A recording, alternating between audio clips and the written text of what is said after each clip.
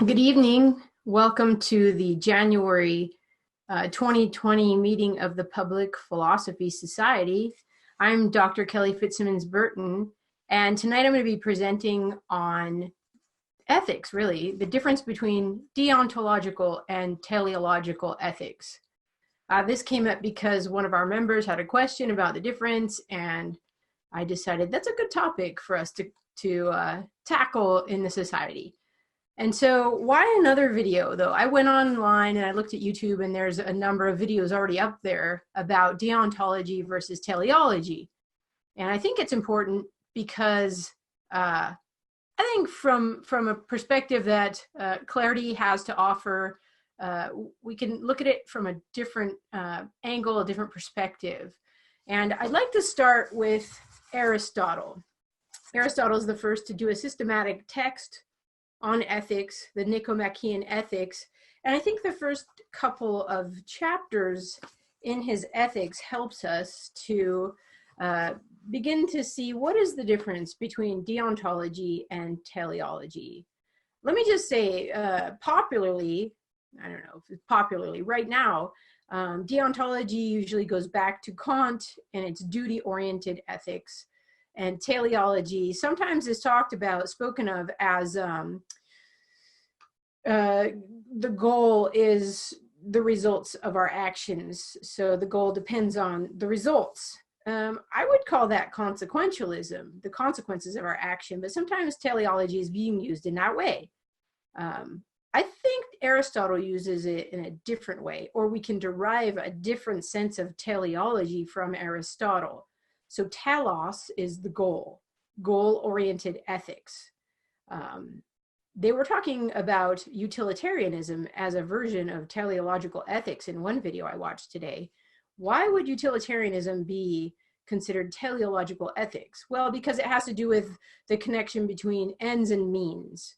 So Aristotle gives us these concepts as well. So I'm going to read a little piece from the Nicomachean Ethics. At the beginning of book 1, he starts to talk about the good. So he begins in book 1, paragraph 1. Every art and every inquiry, and similarly every action and choice, is thought to aim at some good. And for this reason, the good has rightly been declared to be that at which all things aim. But a certain difference is found among ends. Some are activities, others are products apart from the activities that produce them. So in this paragraph, we can see he's talking about ends, and there's an end at which all things aim. In paragraph 2, he says, if then there is some end of the things that we do, which we desire for its own sake, everything else being desired for the sake of this, and if we do not choose everything for the sake of something else, clearly this must be the good and the chief good. And then he says, will not the knowledge of it then have a great influence on life? So in this chapter, these beginning paragraphs, he's talking about the good as an end in itself. Good is that at which all things aim. And I wrote down from the Nicomachean Ethics some of the characteristics of the good that he talks about. He says, all things aim at some good. And it's the thing that's desired for its own sake. So think about that. It's an end in itself. It's desired for its own sake. It's the chief good. So it's the summum bonum, the ultimate good. And knowledge of it will have a great influence on life. So it'll be a goal for life. It's most authoritative. And I think that's most authoritative in our choices and our actions. And he talks about its connection to politics. He says maybe it appears to be politics, but it seems like it's not, because the goal of politics is the good for humans. So politics also has an aim, and the aim of politics is the good for humans. He says that it includes all of our being, which includes reason, desire, and activity. So the good is for our whole being. And he says that all knowledge and choice aims at some good. So here are some things. He says the good is one. It's based on the function of humans, and humans are rational beings. So the good for humans is based on our nature as rational beings. And then he says it leads to a complete life, or happiness, or flourishing, as some people call it. So those are some of the qualities of the good from Aristotle. And I'm claiming that this is teleological ethics. And we could summarize it this way. The good is according to a being's nature. Human beings are rational beings. So the good for humans would be according to human nature.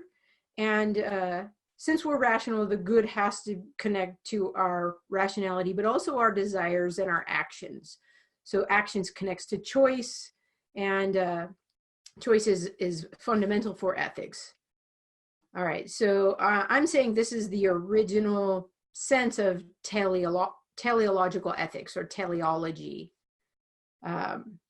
Now, earlier I mentioned that deontology and this word teleology or consequentialism are the way we envision ethics today. There's also a third category, that's virtue ethics.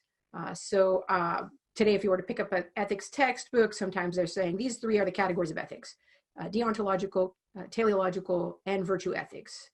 And I'm going to suggest that that's an outcome of modern philosophy and modern contemporary ethics. And just to draw your attention to the history of ethics and how we got to where we are today, which I think is kind of a mess. I'm just going to be honest. I don't like the way we do ethics today.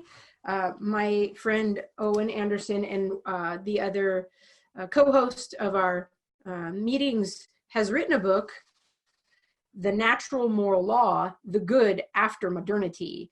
And in this book, he gives a history of how we got to where we are in ethics today. I also want to recommend that you follow his YouTube channel, Renewal Philosophy, because he is currently going through that book, summarizing his arguments. He just started that today. So I'll put a link to his podcast and also to the book in the comment section after I post this video.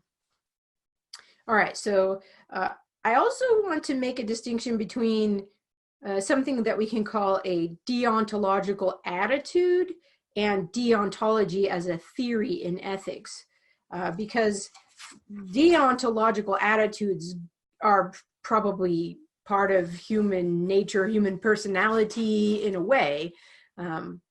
It's that sense of duty and wanting to do the right thing. And sometimes that takes over our personality, always wanting to do the right thing. I know this is one of my fallback, I don't know what, ethical systems. If I'm not keeping the good in mind, I tend to fall back into deontology and just doing the right thing, whatever that is, right? How do you even know what the right thing is? I tend to, let's say I'm walking on campus, I see trash on the ground. I feel this moral obligation to pick up the trash. But why is that? Why is that there? I can often stop and think about it. I think this is my school and this is my place and I want to keep it nice. But why do I want to keep it nice? I want to keep it nice so that students have a good place to learn. You know, it's a nice environment. So there's always a goal still for doing the right thing. So going back to Aristotle and the Nicomachean ethics, he talks about what I'll call the three main concepts of ethics. So I've already mentioned the good. The good is the end in itself. He also talks about virtue. There's a lot of discussion on virtue in the Nicomachean ethics, and this may be Aristotle's central focus. Virtue, though, is a means to the good. For example, the classical virtues have been categorized as wisdom, temperance, courage, and justice. And these are not ends in themselves. Let's take courage, for example. I need courage, let's say, to come and do this discussion today. Courage is a means to something else. Courage is not an end in itself. We're not courageous just to be courageous. We're courageous to carry out some activity that could be daunting, right? So virtue ethics is making a comeback. It's quite popular right now in ethical theory, but we also have to think about what is virtue for? It's not an end in itself. I would put virtue under the category of deontological ethics. I would put, maybe they're different, but maybe they're different aspects of the right thing to do. So let's put that over here, virtue and duty. Let's see, what is the relationship between those two, and why would I say they're deontological ethics? So far we've talked about teleological, goal-oriented, focused on the good, and deontological is duty-oriented. There's another concept in the Nicomachean ethics that becomes part of ethics and ethical theory, and that's happiness. And now in my notes, I made note that Aristotle says that happiness is not pleasure, and it's not honor, and it has to do with the whole of one's life. It's about well-being or flourishing. So can we pursue, I don't know, a certain kind of flourishing as an end in itself, or happiness as an end in itself? Can we make happiness a goal of life? It doesn't seem like that's possible. Where would we pursue happiness? It seems as though happiness is an effect of possessing what we believe is the good. And there too, what we believe is the good can be different from what is actually the good. So we could lose our happiness if we think we can't attain the good, or we've lost the good. And that's where discontentment comes in. We think we can't have the good. But we want lasting happiness. I mean, all people do want happiness. Aristotle says this. We all want happiness. But the way we gain happiness is in dispute in ethics. And some people are like, why should we even pursue happiness? Some people are throwing happiness out the window. Maybe that's the wrong thing to pursue, or happiness is overrated. No, I think we need happiness. And it's not just like momentary pleasure. We need lasting happiness, contentment. So we can contrast a false view of the good and momentary happiness with discontentment, and a true view of the good and kind of contentment, joy that lasts through the ups and downs of life. We're going to go through hard times. Can we be happy in a contentment sort of way, even when we go through hard times? All right, so those are the three main categories in ethics: the good, virtue, happiness. Now, out of those categories come theories. So when you make the good the driving concept of ethics, that's how you get teleological ethics. The good is the goal. When you make virtue or duty the driving concept in ethics, then you have deontological ethics. Duty is the goal. When you make happiness the driving concept in ethics, then you have something like consequentialism. And you can divide this up into individual happiness, like ethical egoism, happiness, like utilitarianism, pursuing the greatest amount of happiness for the greatest number of people. And so ethics has split into those categories. And really, Professor Anderson's book shows you how we got to the point where we don't really talk about the good as the end in itself anymore. And it's because of the way we do metaphysics.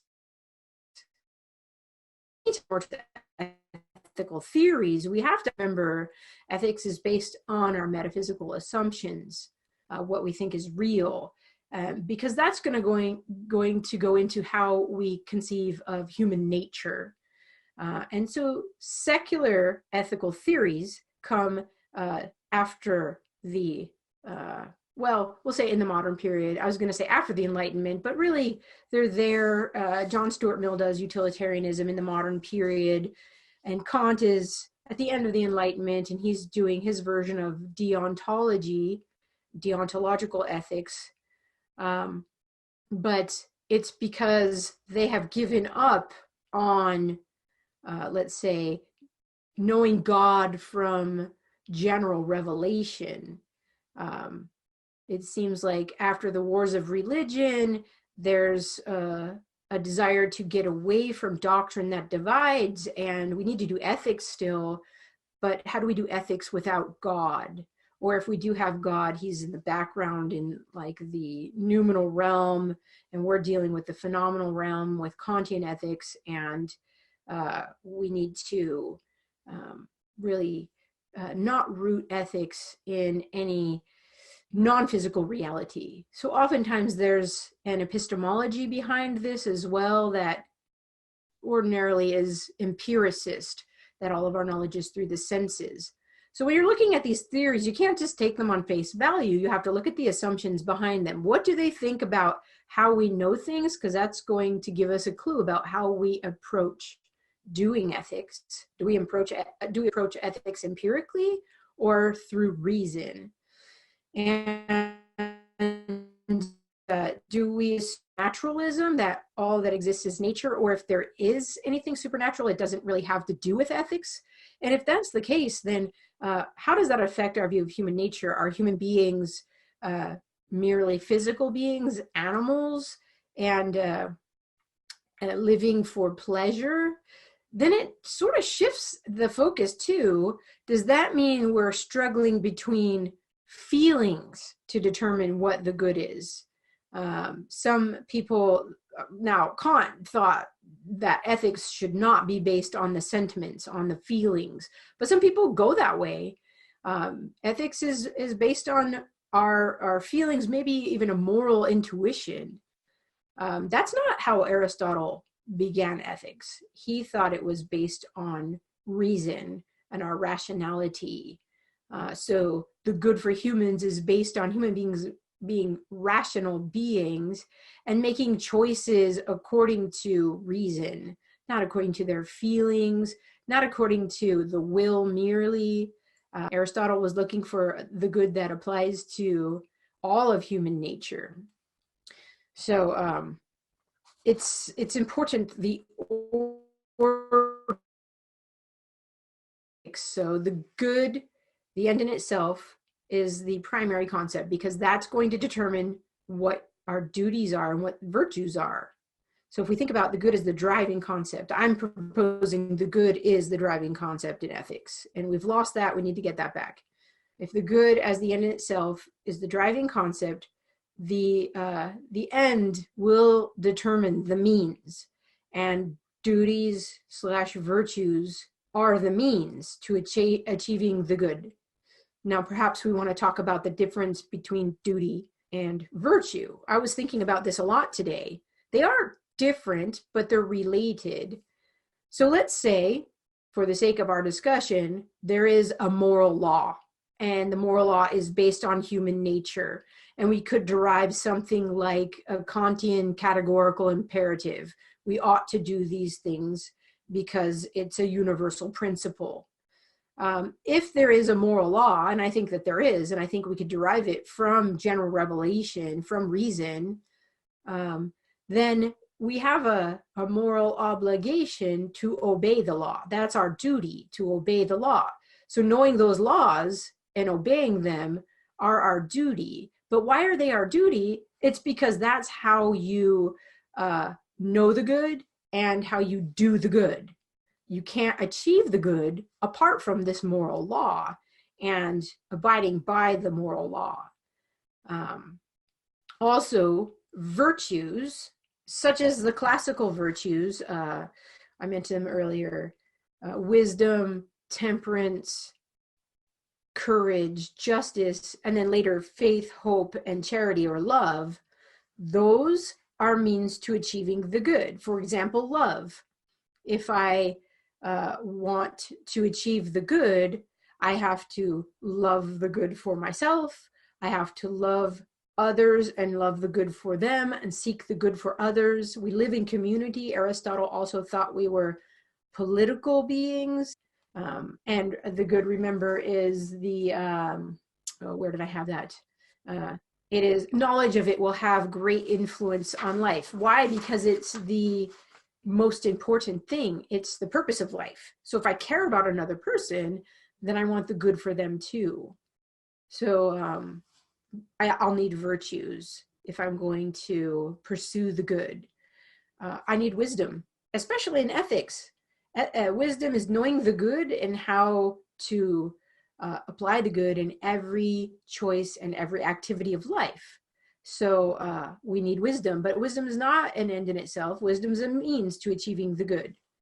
Now, at this point, we could probably discuss what the good is. I tend to avoid it on video because I like to taunt people and make them try to figure it out.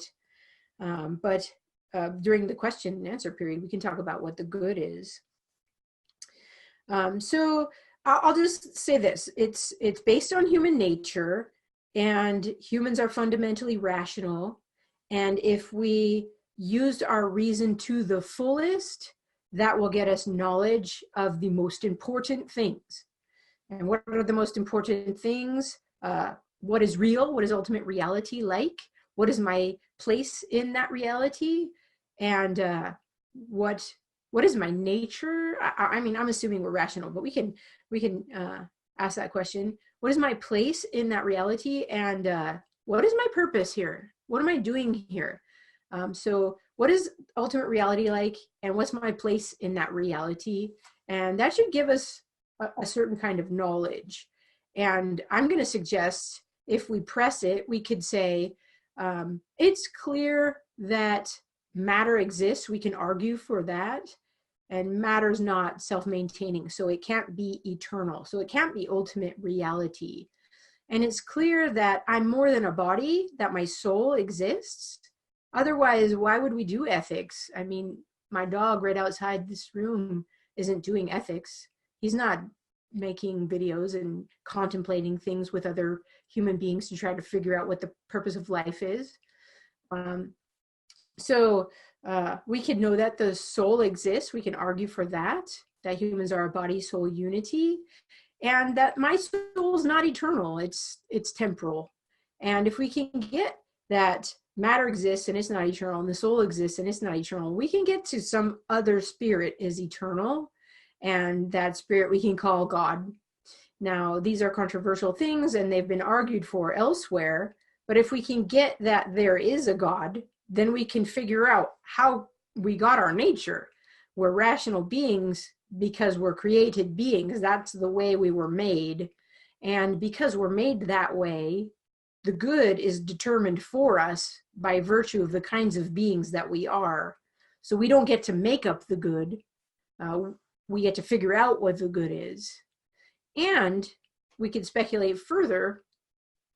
If there is a God who's created this world, and he's created us rational beings, he's made us knowers, and he's made the world knowable, maybe the good has to do with knowing the world and knowing the creator through the creation. So we could say the good is knowing God through all the things that he's created. And if you think about that, that's a lot. And not just knowing, but developing, doing, human activity, human communities. So in other places I've talked about the logos, and the logos is all around us. So the logos is the order that's in the world, and the logos is in us as reason, and there's a fit between our minds and reality. And I think it's exciting when we discover things and we name things and we understand things. That is good for us. That's our job. So what is the purpose? To know all that is knowable, name it, and connect the dots, understand it, and be wise in how we act with one another and with the world. And this is where we get applications, ethical applications. So we could talk about how would this this version of ethics, this teleological oriented ethics, deal with things like the environment, with, I don't know, abortion, euthanasia, all these hot topic issues. Who do you vote for? We can have, in order, first know what the good is, then know what our moral law is and our duties according to that law, and how we should pursue the good and act with one another in achieving the good and growing the good and preserving the good. And the applications will come out. Like, if you're a human being and you can't achieve the good all on your own because you have this limited lifespan because you are temporal, perhaps you need the future to achieve the good. Perhaps you need future generations to finish the good. So perhaps we need to preserve the earth so that there can be future humans complete the good, complete the naming of everything. And it seems like if we do have a soul, maybe it continues forever. I can argue for that too. And that we would enjoy the good forever. And it's not some thing that's divorced from this life, but it has to be connected to this life in some way. I'll let that discussion go for another time. So I'll propose that teleological ethics is connected to the good, and the good for humans is knowing the ultimate reality, knowing God, and knowing the created order and developing it, and developing all the powers in ourselves and in the creation, so that we get a better understanding of who the creator is. We know God more, we know ourselves more, and this is a communal activity. I think that's a lot different than deontology that tends to be focused on maybe myself and society right now, and consequentialist ethics, which is focused on either my happiness now or the collective happiness. And I don't know if there's some future, let's say in utilitarianism or even Marxism, will I enjoy that future, or am I just like a cog in the machine right now so that future people can have more happiness than I do? So I think there are shortcomings in the contemporary ethical theories that we see out there. But maybe I'll pause right here. So we talked about Aristotle's definition of the good, and I'm claiming that's the original teleological ethics. We talked about deontology and virtues, and we talked about, well, we didn't really talk that much about happiness, but if you pursue the good and you have the good, then happiness will follow. It's an effect of possessing what we believe is the good. And if you don't believe me, go test it out, or show me where you can buy some happiness, or pick some up at the grocery store. I don't know. It seems like happiness is an effect. So test it out. You don't have to believe it just because I say so. All right, I'm going to pause here for discussion. And again, the natural moral law, the good after modernity.